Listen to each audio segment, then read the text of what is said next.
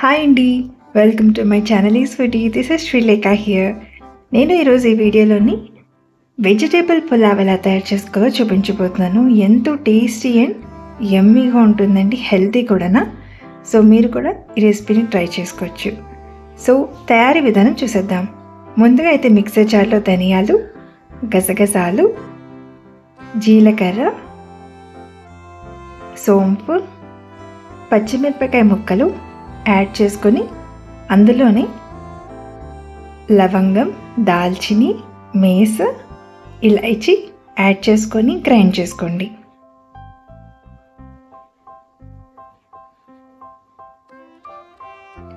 ఇప్పుడు అందులో వెల్లుల్లి రెబ్బల్ని యాడ్ చేసుకోండి.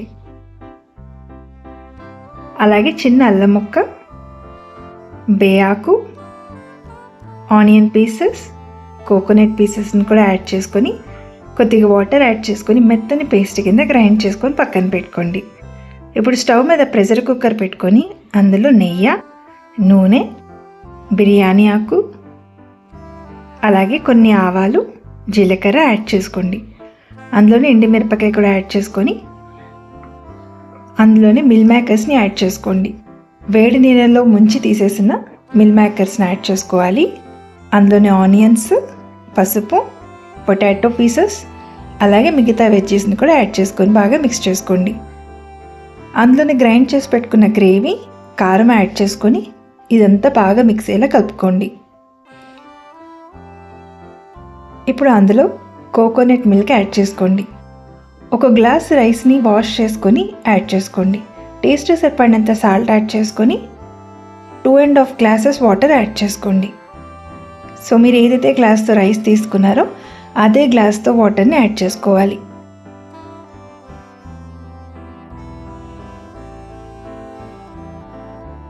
ఇప్పుడు అదంతా బాగా మిక్స్ చేసుకొని కుక్కర్ మూతని ఫిట్ చేసుకోండి.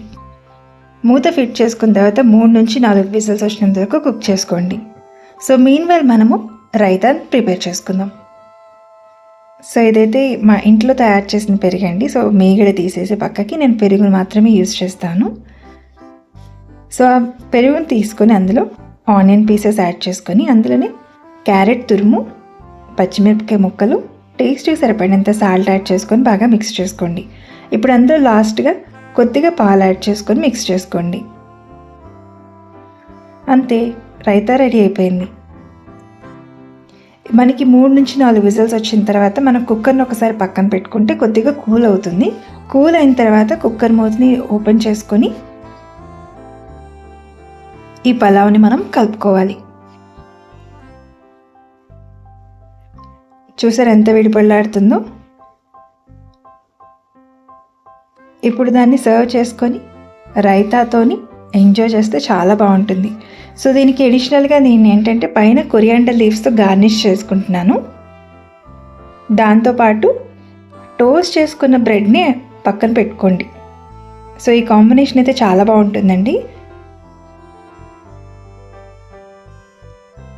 మీరు కూడా మీ ఇంట్లో ఇది తప్పకుండా ట్రై చేసి మీకు ఎలా వచ్చిందో నాకు తప్పకుండా కామెంట్ సెక్షన్లో చెప్పండి. Thanks for watching. See in the next video. Bye.